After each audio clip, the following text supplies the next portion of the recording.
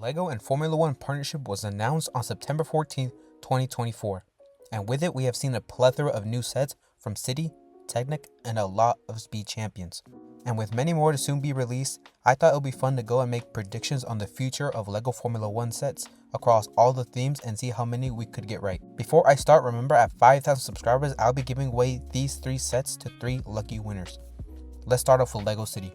With the introduction of the new Audi team on the grid, we got a LEGO set released alongside with it. So basically, the new Audi set is a city version of all the cars we have gotten.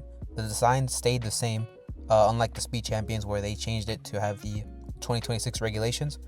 So for the Audi set, it was a truck that basically is like a recovery vehicle. So when the cars crash, they mostly get onto that kind of lift with the little thing on the back. And then after that, they take them and then take them back to the paddock. So that's basically what the set is.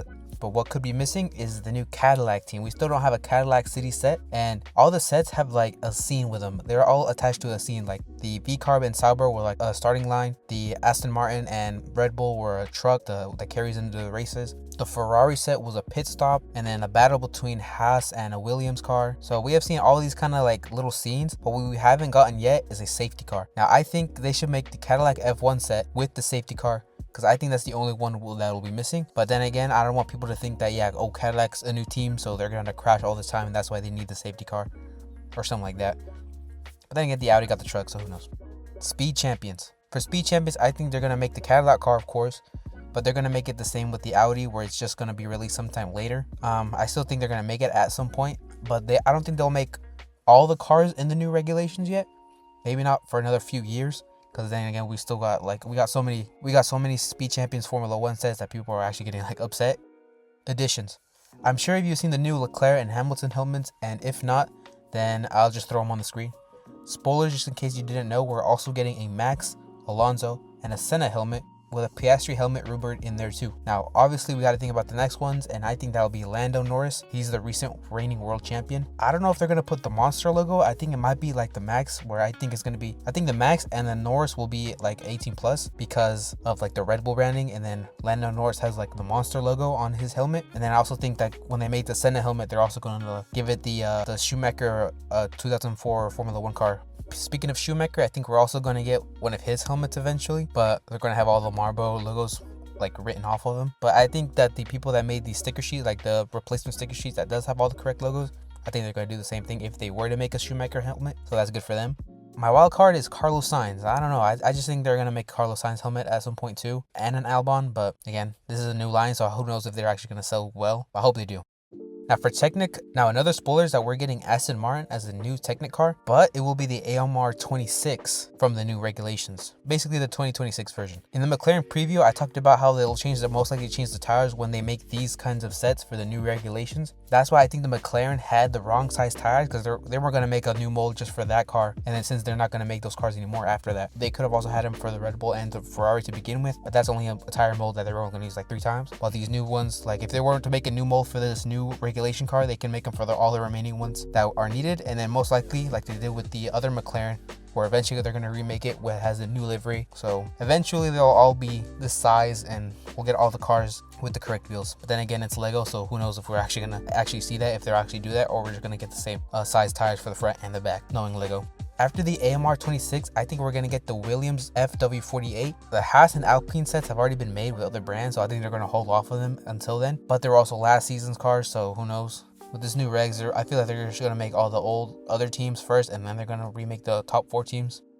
Icons. The Michael Schumacher Ferraris was released recently, and with it came dual molded Bridgestone tires. Now, what set could also have these tires is Alonso's Renault from 2006. I think we're going to get the Alonso's Renault in the next series of these classic older Formula One cars, because the tires that has on Schumacher's Ferrari has the grooves in them, which are also seen on Alonso's Renault. But those are Michelin tires, so I think they're going to change the branding on them, but they still got the same grooves. With that, we could also see the McLaren MP413 right after the Alonso's Renault, but that's just me. Now, a bonus round for things I would personally want to see in the LEGO Formula One space.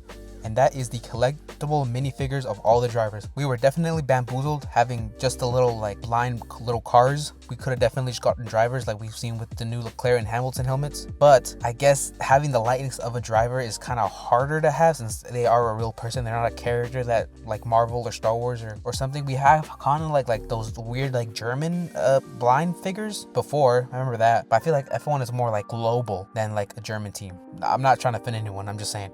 Next, I think they should make the classic F1 cars they're already doing with the smaller ones, like Senna's McLaren, Nigel Mansell's Williams, Schumacher's Ferrari. They should do that, but actually like the big ones, the $180 ones, Porsche and the Lamborghini and the Camaro and all that kind of car. It doesn't even have to specifically be those cars. Like something in that scale, I think would be something cool to see. Future diorama sets, kind of like the Star Wars dioramas where it has like the black ring, except I've been watching this video of this guy building like the tracks as like a small diorama, like an architecture type set. And I think that would be really cool to have. Having a diorama set, they would sell that easily for like $50, even if it's not a lot of pieces. But then again, they do look really, really nice. So I can see that happening. Lego City Sets Bundle. This is just inspiration from the Speed Champions bundle, except we get all the City F1 sets in just a regular bundle, like for like Christmas when they do those bundle festivity things. Lastly, I think we should get F1 steering wheels, but they're going to be like the Star Wars lightsabers where they're gift with purchases with buying Formula 1 set. So you can get the Schumacher steering wheel, the modern steering wheels, that weird Williams one, all steering wheels, but like have them as a gift with purchases when you buy a certain amount of Formula 1 related items. So I feel like it sells a lot. Alright, so that's about it. I hope you guys enjoyed my prediction video. This is kind of quick. I feel like I sped around this too much since I'm kind of recording this. I'm recording this in a new kind of way where I kind of just like have bulletins of what I want to talk about, and then I kind of just fill in the blanks as I go. I feel like having that is more of a like natural. I want to sound more natural when I make these videos now. I don't want to sound. I feel like when I have a script, I sound too robotic. So now I'm just gonna have bulletins of what I basically need to say. My brain is just gonna fill out the rest. Well, hopefully I didn't speak too fast and you guys couldn't understand me. But I feel like having it like this makes it easier to edit my videos too, because sometimes I would have to edit out all the mistakes. So I would read and I would edit out the mistake and I would just drag it until finally did it correctly. But hopefully this makes it sound natural.